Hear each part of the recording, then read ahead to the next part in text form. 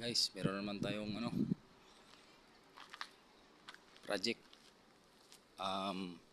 6M70 double EGR.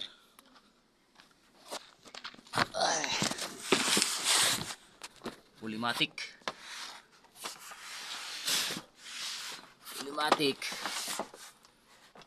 Nagloloko ang cambio, nag-error.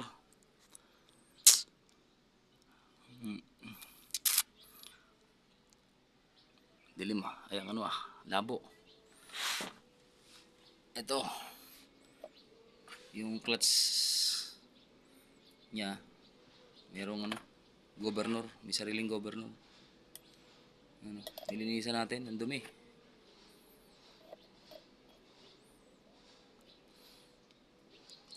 May tendency siya nag-i-stack up, kaya minsan ayaw na mag ang cambio kasi kulang na yung supply ng hangin. Ayan, tina. Adjust natin ng isang ikot. Ang dumi nito. Ngayon nilinis ko lang.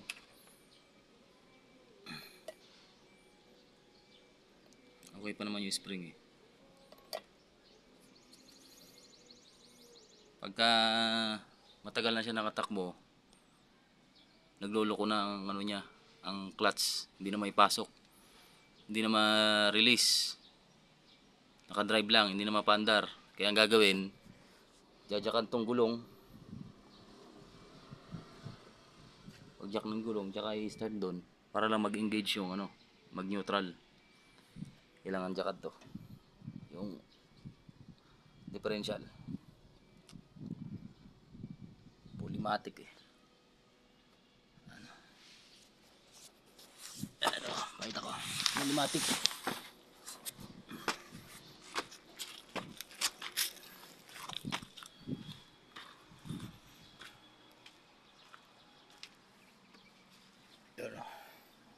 Wala. Makikita mo lang may preno tsaka silinyador ang meron.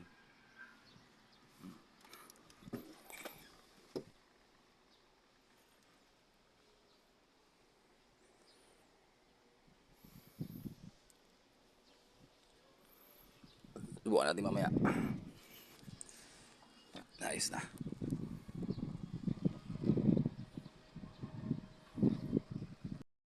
Guys, ayos na natin. May lang okay na yung hangin na pumapasok dun sa sa niya, booster na matic.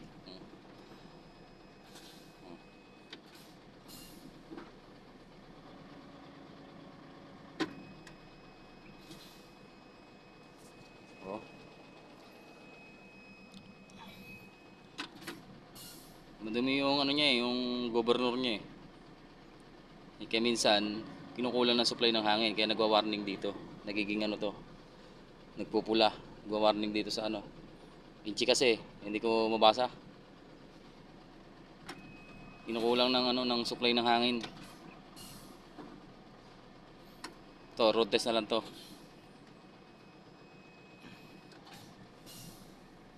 Okay naman yung shape niya. Pulimatic kasi ito, walang clutch. Preno tsaka lang, linya to.